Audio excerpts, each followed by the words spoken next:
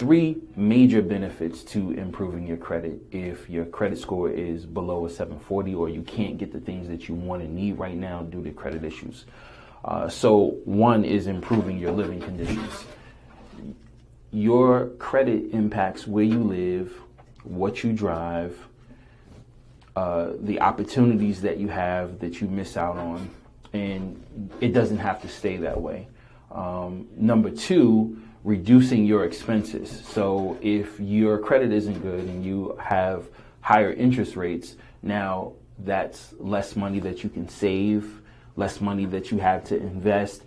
And many people overlook these things and they just live day to day to day to day, and they go on in these situations and they're not addressing their credit issues. I don't care if you're paying a credit repair company, you're working on it yourself, whatever it is, take some sort of action. Of course, you want to take the right action and not just do anything because you could make matters worse, but you want to take action. Don't be complacent with living in that situation because your credit doesn't have to stay bad for the next 7 to 10 years.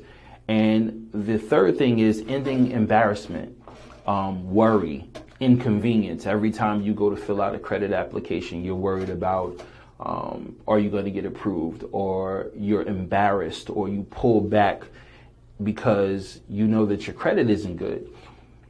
The good news is that you don't have to live in that condition. Your credit does not have to stay that way. So I would encourage you to take action, do something. Something is better than nothing. Don't keep your credit in bad condition because you're the one who is suffering from that. So what I would encourage you today, take action, do something with your credit, and don't live in the current condition that you're living in now if you have less than perfect credit.